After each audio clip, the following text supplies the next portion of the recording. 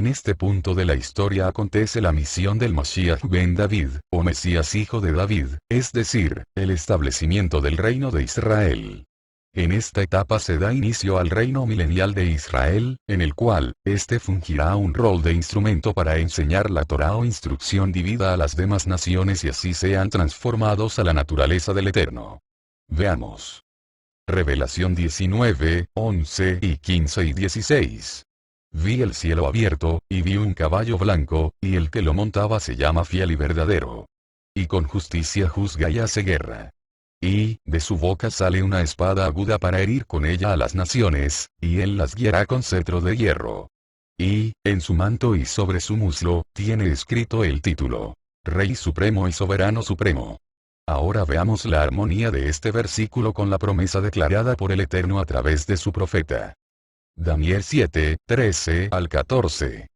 Estaba yo mirando en las visiones de la noche, y vi que en las nubes del cielo venía alguien como un hijo del hombre. Llegó hasta el anciano de días, y lo presentaron delante de él. Entonces se le dio el dominio, la majestad y la realeza. Todos los pueblos, naciones y lenguas le servían. Su dominio es un dominio eterno, que no se acabará. Y su reino no será destruido. Entonces, regresemos a nuestro diagrama para registrar lo que ya hemos analizado. Primero, tenemos ya diagramado el plan inicial del Eterno, es decir, el establecimiento de su reino en la tierra. Segundo, la caída del ser humano, evento que deja truncado el plan del Eterno. Tercero, el establecimiento del reino de Israel, que cumpliría el rol de instrumento restaurador para el resto de la humanidad, reflejando la luz del Eterno mediante la obediencia a la Torá o instrucción divina. Cuarto, la caída de Israel, como instrumento del Eterno. Quinto, la restauración de Israel. Y ahora, procedamos a diagramar la siguiente etapa. El reino de Israel, el cual dará su inicio con la venida de Mashiach ben David o Mesías Rey. Este evento acontece al inicio del milenio séptimo, conocido también como milenio sabático o era mesiánica. Por cierto, actualmente nos encontramos en esta etapa de la historia cronológica de las Escrituras. Bueno, diagramado esto, continuemos con nuestro estudio cronológico de las Escrituras. Junto con la venida del Mesías Rey, que da inicio al reino milenial de Israel, acontece el evento conocido como la primera resurrección. La resurrección de los muertos es el último de los 13 principios de fe, establecidos por Moshe ben Maimón, conocido también como Maimónides o el Rambam. Estos principios son basados en las verdades declaradas por el Eterno en la Torá o Pentateuco. Es evidente que si existe la primera resurrección, debe existir una segunda resurrección. Sin embargo, la primera resurrección está únicamente reservada para los muertos de Israel. Me refiero a la comunidad de Israel cuyo primogénito es el Mesías Yeshua, es decir, los que verdaderamente son instrumento, no por el hecho de haber nacidos en la tierra de Israel o descender de un israelita, sino los que son fieles al Eterno y por ende a su Torá. Veamos el versículo que confirma lo anterior. Revelación 20, 4 al 5. Y vi tronos. Y se sentaron sobre ellos, y se les concedió hacer juicio. Y vi vivos a los inmolados por causa del testimonio de Yeshua y por la palabra de Yahweh.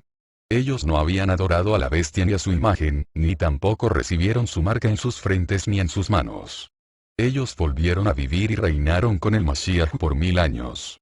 Esta es la primera resurrección. Este versículo hace referencia a otro. Veamos. Primera de Tesalonicenses 4, 15 al 17. Pues les decimos esto por palabra del Maestro. Nosotros los que vivimos y que hayamos permanecido hasta la venida del Maestro, de ninguna manera precederemos a los que ya durmieron. Porque el Maestro mismo descenderá del cielo con aclamación, con voz de príncipe de los mensajeros, y con trompeta poderosa. Y los muertos en el Mashiach resucitarán primero. Luego nosotros, los que vivimos y hayamos quedado, seremos arrebatados juntamente con ellos en las nubes, para salir al encuentro del Maestro en el aire. Y así, siempre estaremos con el Maestro.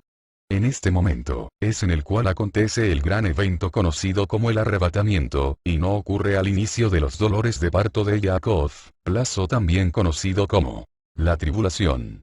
La enseñanza del arrebatamiento pretribulación es una manipulación que hacen de las escrituras los falsos maestros que pregonan la teología del reemplazo.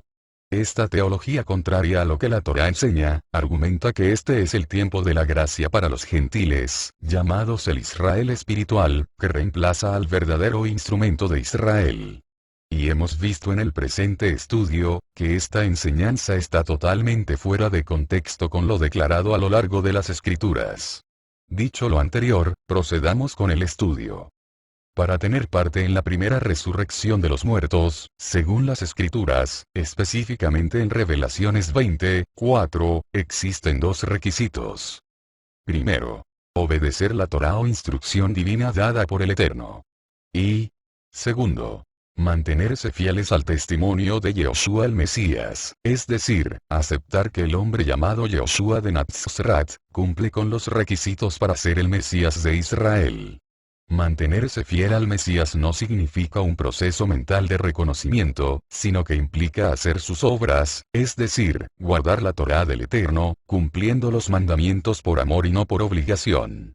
Por esta razón, el Mesías dice en Lucas 6:46, ¿por qué me llaman Maestro, Maestro, y no hacen lo que digo? ¿Y qué fue lo que dijo el Mesías? Bueno, lo único que enseñó es la correcta actitud con la cual se debe guardar la Torá. Entonces, prosigamos con el estudio. El último evento, que acontecerá al inicio del milenio sabático, es cuando el Satán, o adversario, es atado por 1000 años. Veamos. Revelaciones 20:1-3.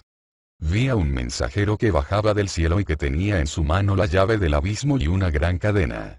Él prendió al dragón, aquella serpiente antigua quien es el acusador y el Satán, y lo ató por 1000 años. Lo arrojó al abismo y lo cerró, y lo selló sobre él para que no engañara más a las naciones, hasta que se cumplieran los 1000 años.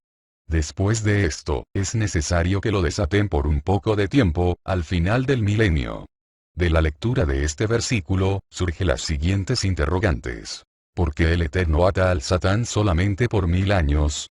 ¿Y por qué no lo envía de una vez al lago de fuego para destruirlo de una vez por todas?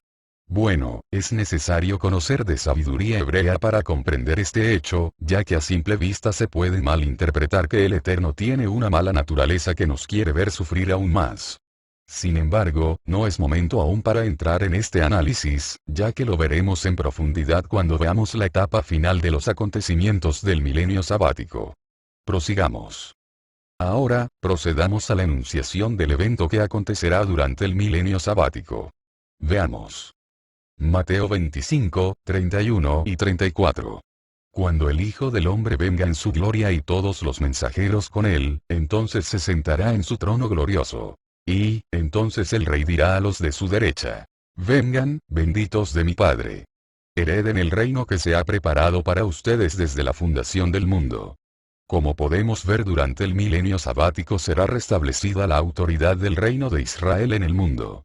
Pero, a diferencia del reino anterior, este tendrá al Mesías fungiendo como rey. La función del Mesías rey será la de guiar a Israel para que cumpla su misión de ser luz a las naciones, a través de la enseñanza de la Torá o instrucción divina a las demás naciones. Veamos los versículos que confirman esta verdad. Isaías 49:6. Porque Yahweh dijo: poca cosa es que tú seas mi siervo, para lo cual levanto a las tribus de Jacob y restauro a los sobrevivientes de Israel.